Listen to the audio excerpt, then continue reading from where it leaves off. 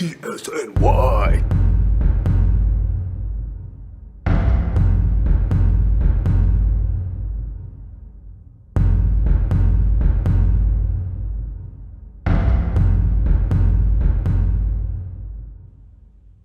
I said it at the time it went down.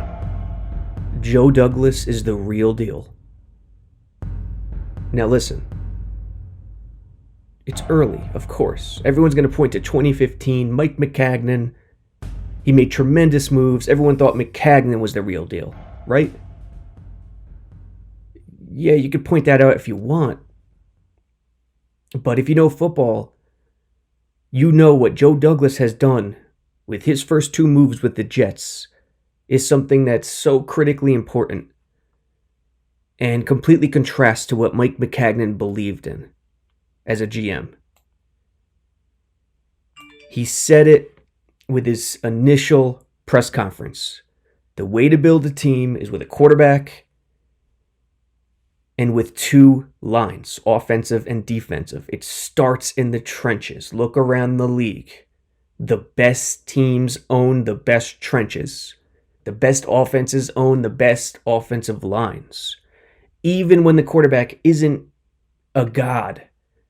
Look at the Eagles, where Douglas came from. Yeah, folks. Please understand. It is that important. It's nearly half of the offense, 5 of 11.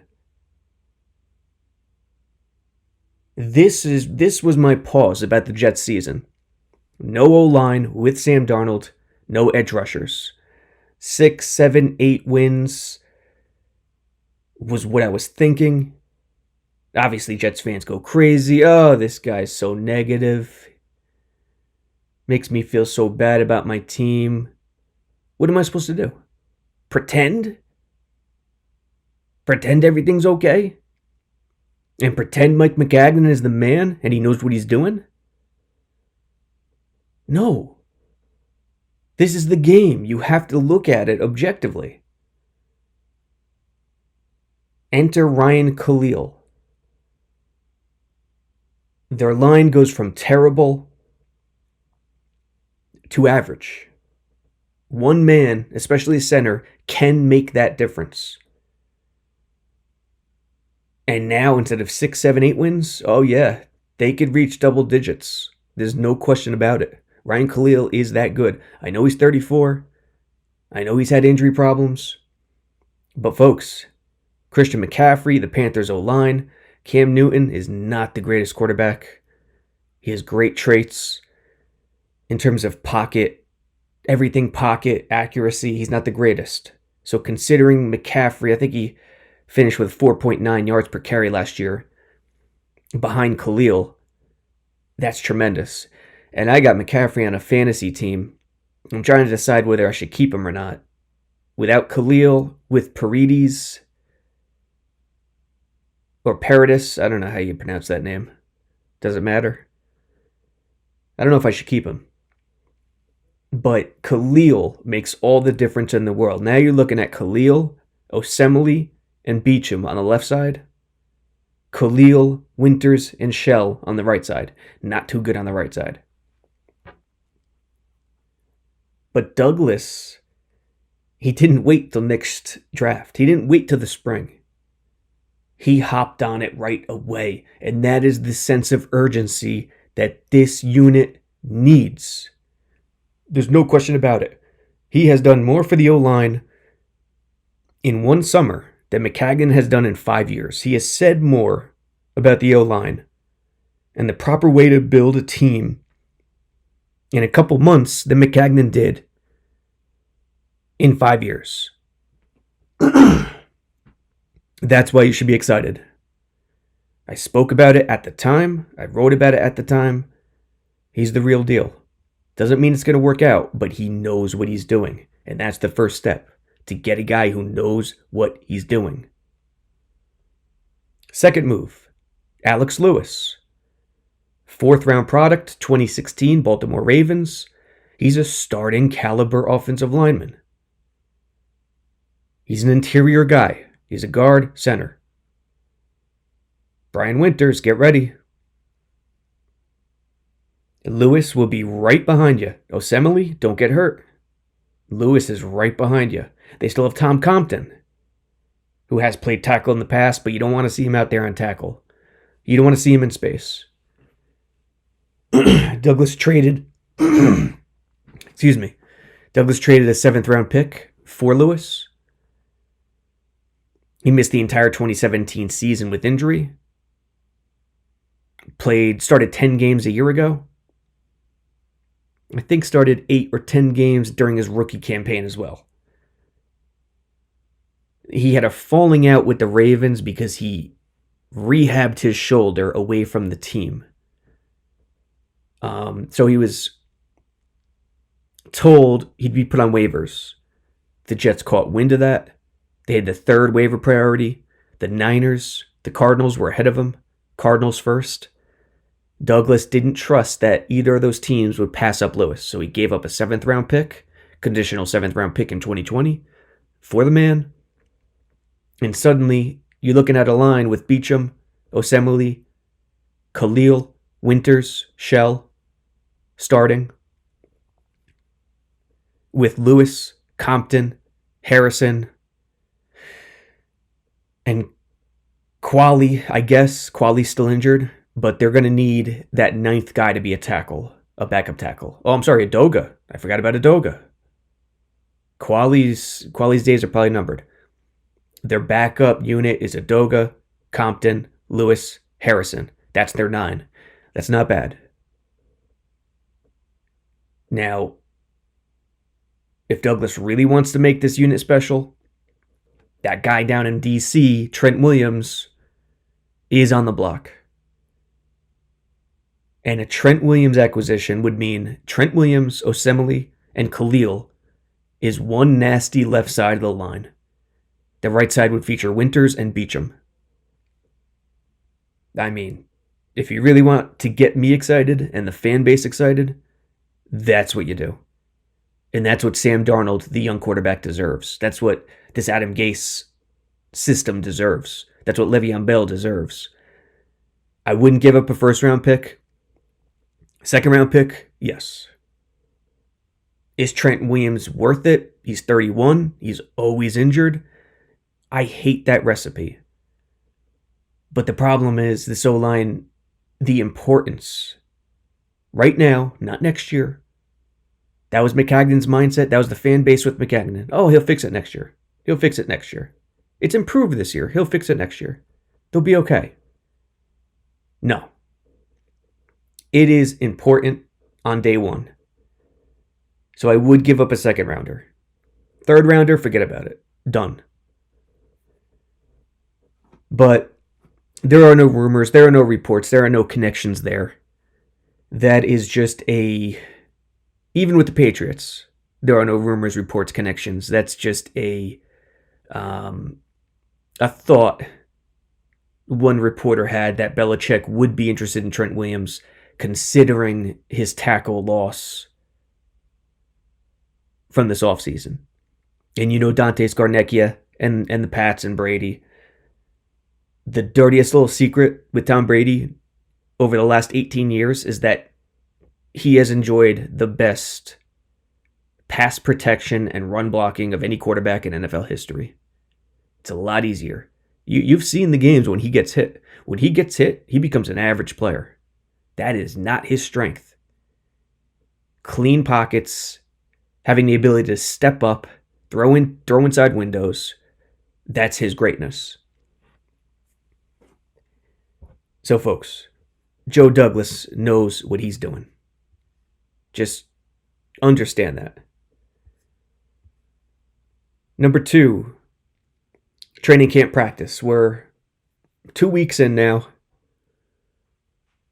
We've seen a lot. I mean, it's nothing compared to the regular season. It's nothing compared to game planning. But we've seen a lot. Right now, Gase is trying to get a feel of his personnel. He's trying to get a feel of his offensive line. Sam Darnold, how does he look so far? From what I've seen on the sideline, But you don't know. It's impossible to tell. It's not live.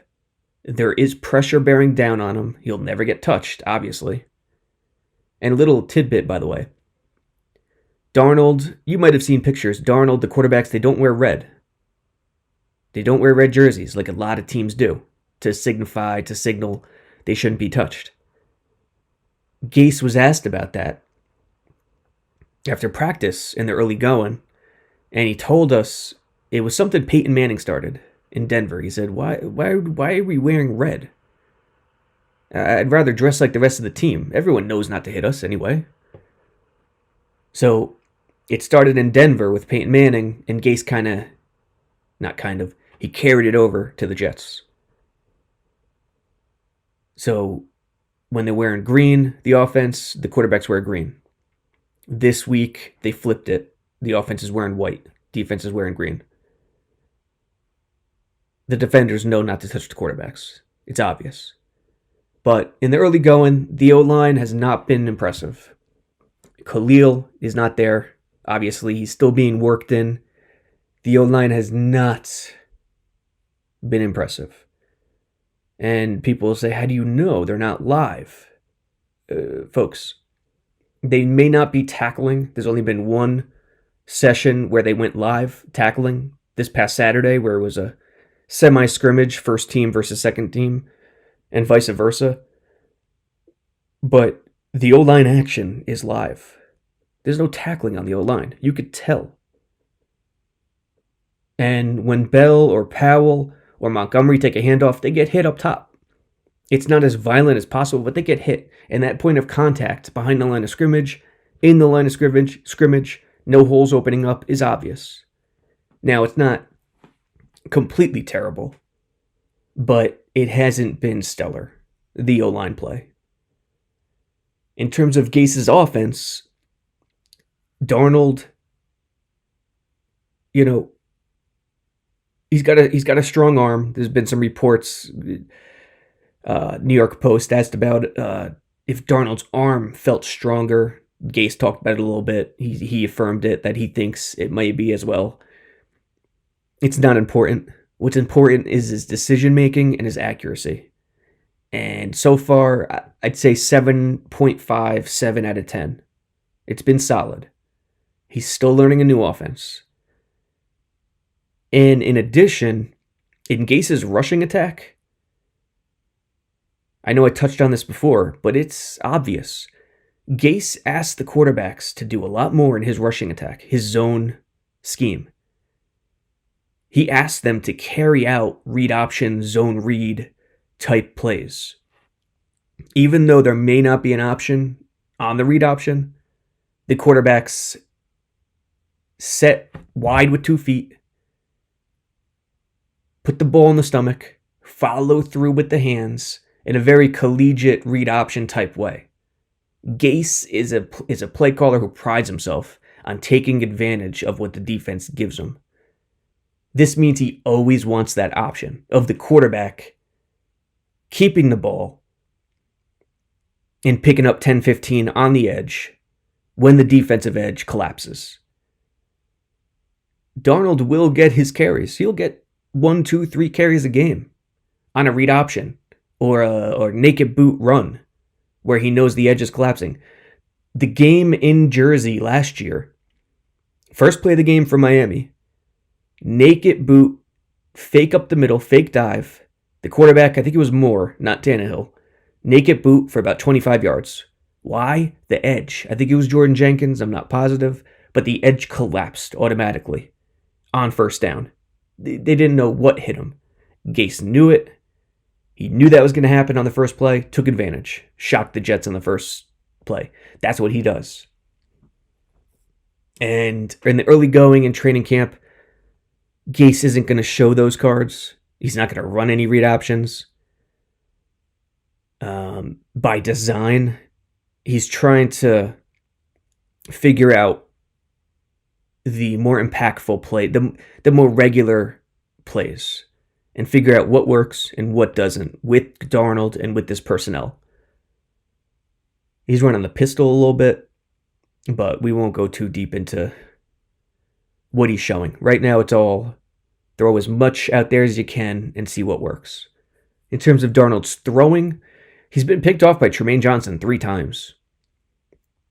One was on a seam early on to Crowder, and Darnold tried to fit it in to Crowder with Tremaine's head not being turned around, looking at Crowder.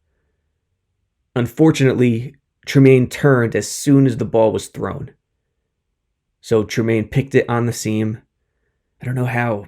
I can't remember. I don't know why Tremaine Johnson was on Crowder or why he was on the inside to begin with. That's unusual. But second one was against a cover 2, but an interesting cover 2, where Brian Poole, the nickel cornerback, darted to the deep middle. In Gregg Williams' defense, a lot of different looks that are helping Darnold, helping Gase through this process. Poole went from the slot, darted right to the middle half where the Mike linebacker normally would be. It was more of a cover 2 buck. Darnold looked to the right side, he saw cover 2. He knew it was cover 2. He tried to throw it over Tremaine Johnson's head and underneath the safety. I don't know if it was Adams or Miles, but he couldn't get it over Tremaine. And Tremaine leapt and made the interception around the 15, 18-yard mark. The third one happened, was it Monday? Was it yesterday? It was either yesterday or Friday. Darnold, it was a coverage sack. He was trying to throw it away. He threw it away in play. The cardinal sin, as Darnold called it after the game. And the receiver didn't know the ball was thrown, and Tremaine Johnson dove short to make the pick. It was like a 7-yard to the right stop. But for the most part, Darnold's been good. His accuracy on some balls have been just silly. His decision-making has been solid. Ty Montgomery, when asked what Darnold and Aaron Rodgers have in common, he said the whip. He whips it like Aaron Rodgers, that quick release. And you could see that. You could see a little bit of that. So the Gase offense is a work in progress, but it's a new age offense. Compared to what Bates did early on last year, compared to what Bowles allowed Bates to do, very conservative, play to the defense, play to special teams. You got to be excited for this Gase offense. It is new age. It'll be filled with jet sweeps, as so many offenses are. It'll allow for flexibility. You got to be excited. Gregg Williams. The rotations with personnel in Gregg Williams' defense are many. Early on, he played the 3-4 base. Recently, he's been getting a look at the 4-3. So, like Gase, he's looking at everything. Henry Anderson is the edge solution in the sub package and in the 4-3. In the 3-4, Henry Anderson, Leonard, and either McClendon or Quinnen at nose tackle is the obvious look, with Jordan Jenkins on the edge as the outside linebacker and another rotating edge, whether it's Brandon Copeland, Frankie Luvo, Terrell Basham. It's rotating. Same in the sub package, but Henry Anderson goes to the outside in the sub with Leo and Quinnen, or Leo and McClendon in the middle. Right now, Quinnen is still on the second team. They're easing the rookies in. They're making them earn it, which is a tremendous thing. In the 4-3, you got 3 second-level linebackers, right? You got Mosley, Avery Williamson, and Brandon Copeland is playing a lot of second-level linebacker. The other guy, Blake Cashman. Blake Cashman is already seeing some time in the sub-package as that nickel linebacker, which he may take Avery Williamson off the field at times, where it'll be Mosley and Blake. He's fast. Cashman is a fast linebacker. He can cover. In the secondary, with May hurt, Rontez Miles is the undoubted center fielder, free safety, with Jamal Adams playing everywhere. And when I mean everywhere, I mean everywhere. Gregg Williams, that's a Gregg Williams toy. That's his new toy in the NFL. Lining up on the edge, as a linebacker, as a robber, even in the deep half when they go 2 over. Jamal Adams is the best safety in the league, in my opinion. At corner, Tremaine and Darryl Roberts on the outside, Brian Poole on the inside. Brian Poole, of their cornerback situations, Brian Poole is their best cornerback. He may not be their most talented quarterback, but Poole as a slot nickel corner ranks among the best in the NFL, as compared to Tremaine as an outside number 1 corner. Tremaine as the outside number 1 corner doesn't rank with the best in the NFL. Maybe as a number 2 corner, his ranking goes up. But Poole as a slot corner, tremendous. He's a physical corner. And he knows how to use his hands. He knows how to use his hips. He anticipates very well. Very, very solid signing by McCagnon. Gase, I think he was with Chicago in 2015. Deontay Thompson was, I know that, the receiver. But speaking of those guys, I mean, there are some clear stock ups and stock downs in terms of players. Stock up, Tim White, the receiver, the youngster. This man has been the last man off the practice field for 90% of the days that I've seen. He goes, once the practice ends, he goes to the jugs, works on his hands. He doesn't stop. He's even animated during practice. He wants, just call him Keyshawn, he wants the damn ball. He's caught a couple 40, 50-yard plus goes from backup quarterbacks, whether it's Simeon or Davis Webb or even Falk. He is making things very interesting. And you look at that receiving group. You got Robbie Anderson, you got Quincy, you got Crowder, you got Bellamy, who's a special teams guy. He is locked in as a roster spot. Not completely locked, but as sure as it gets. Burnett, that's 5. Okay.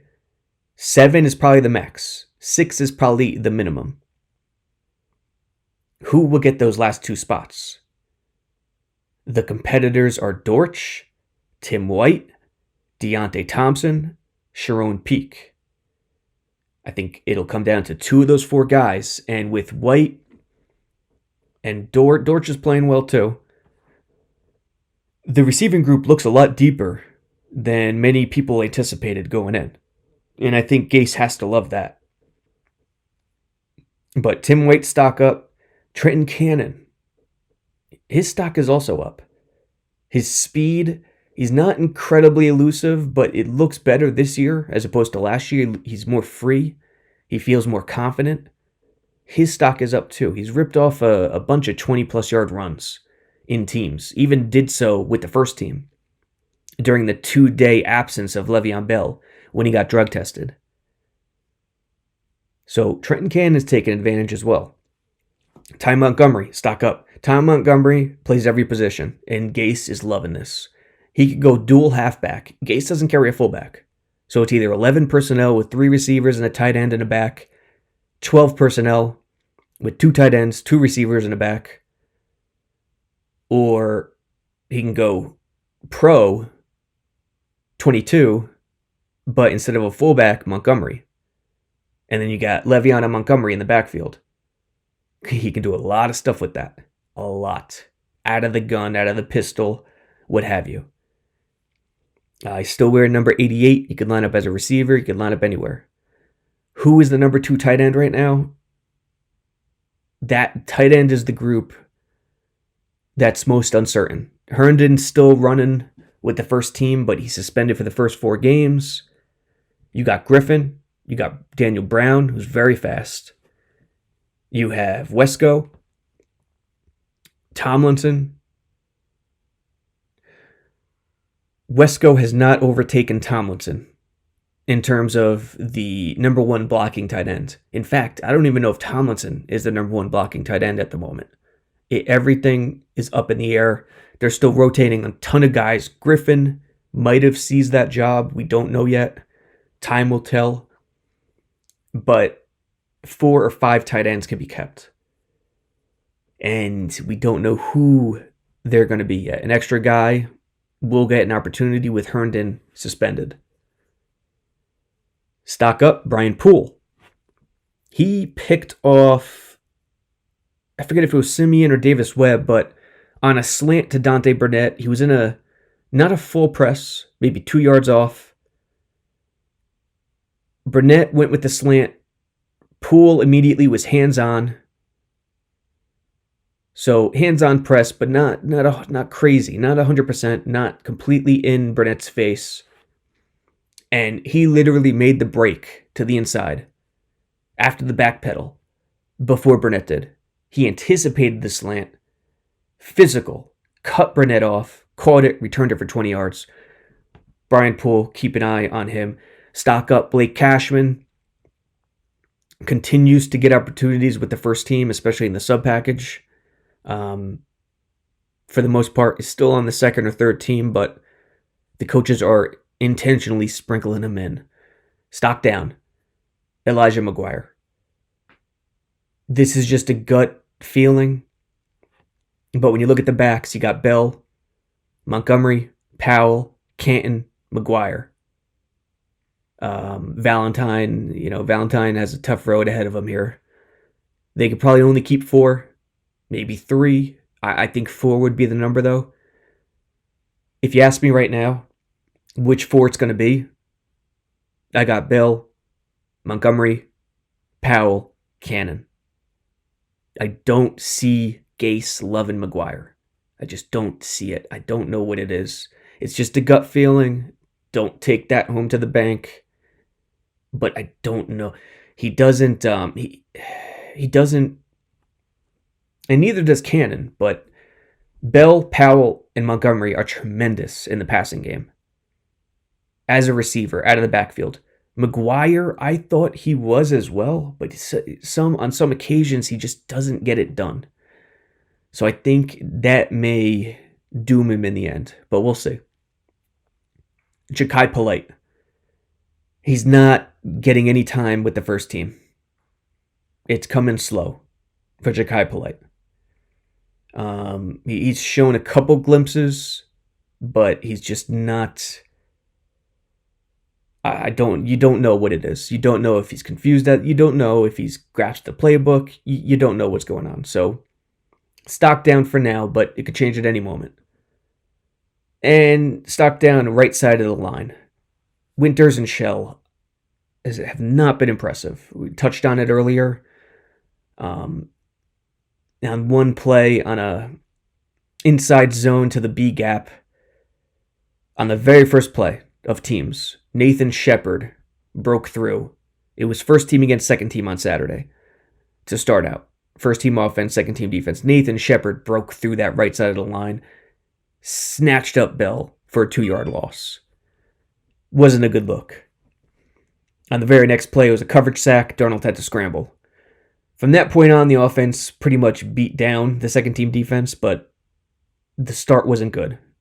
And speaking of Nathan Shepard, when Leonard Williams didn't practice yesterday, so that opened the door for Quinnen and Shepard to get a lot more time on the first team D line. Nathan Shepard should probably be put in the stock up as well. He's shown a little bit. Practice already done for today.